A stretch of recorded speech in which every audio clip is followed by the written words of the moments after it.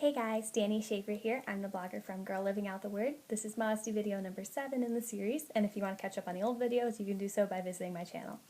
Okay, so last week I talked about modesty of the body, and I explained that it has two parts, what we put on it and what we do with it.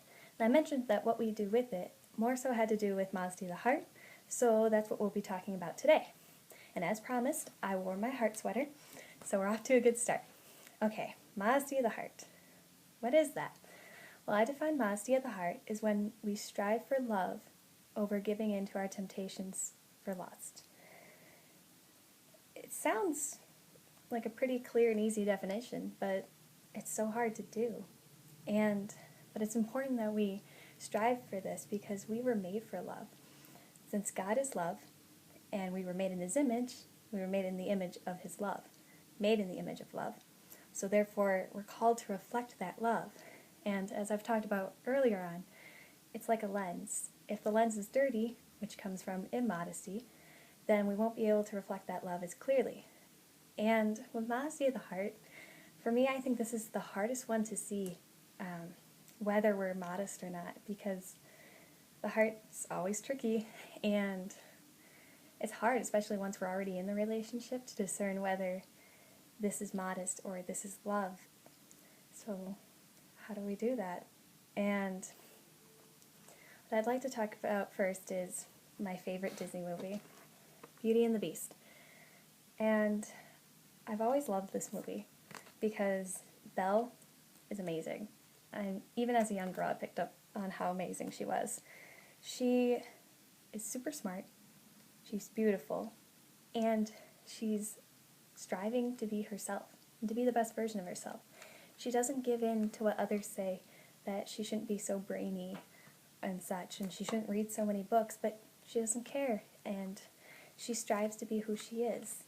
And then when Gaston, who is kind of a jerk, actually he's a jerk, when he proposes to her, she says no, because she wants someone that's going to love her for her brains and for herself rather than just her beauty, which is what Gaston praised her for. He was into her beauty, not the rest of her.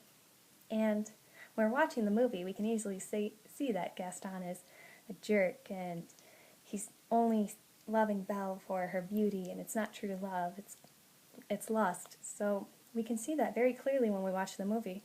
But when it comes to our own lives, we really struggle to see that. And when we look at it, we've dated Gastons, or I guess in the guy's case, Gastonas.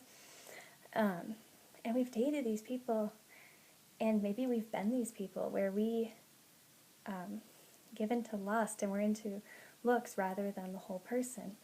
And that's really sad, and it's really hard because that keeps us from finding the true love that God has for us. And we're just blinded by the lust that comes from entering into these relationships. So what do? Well, we can ask ourselves these questions.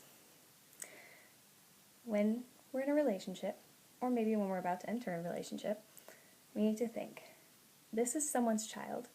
And not only that, this is a child of God. Am I treating them with the love, the dignity, and the respect that they deserve? Likewise, are they treating me with the love, the dignity, and the respect I deserve as a child of God? Does this person bring me closer to God? Do I bring them closer to God? Okay. Is Christ the center of our relationship? Can I see myself marrying this person? Love is the free self-giving of the heart. Is this really love? If the answer is no to any of those questions, I really encourage you and beg you to take it to prayer and to pray to God for the wisdom to see whether this relationship is what He is calling you to. Because we shouldn't be spending time in these relationships when we could be praying and preparing for our future spouse, the one that God has planned for us. And I'd like to address the marriage question in particular. I know that's kind of a weird question because it's like, well, I'm only in high school, or I'm only in college, or how am I supposed to know I'm going to get married? I kind of want to go to school first. Well, I'm not saying would you marry them right now? It's, can you see yourself marrying this person? Is this person the type of person you want to marry? Because that is why we date. The reason we date is to find our future spouse that God has called us to. And if we're dating just for fun or whatever other reason you may have, then you shouldn't be in that relationship.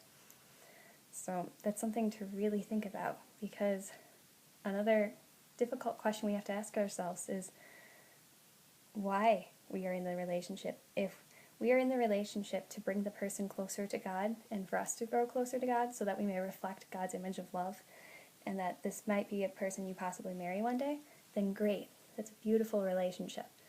But if you're in it just because you're lonely or you're tired of being single, no, it's just wait. God has a beautiful, beautiful plan for you. And if you just pray and wait it out, you will see that. And if you spend time in relationships that you can't see ending in marriage, then they're not worth it and they leave you feeling empty. Trust me, I've been there. I've dated people just kind of out of loneliness, and it wasn't a good move. And I really regret doing that, because not only did it hurt me, it hurt them. So we are called to be modest with our hearts and to discern, and because love is such a powerful thing, and these are we're children of God and they're children of God. So we need to treat them with that love and respect and command that love and respect in return.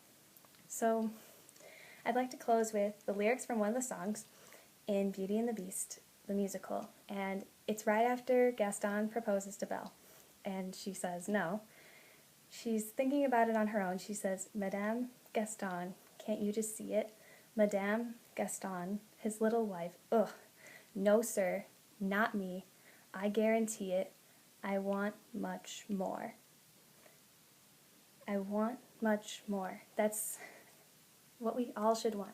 We should want more than someone like Gaston.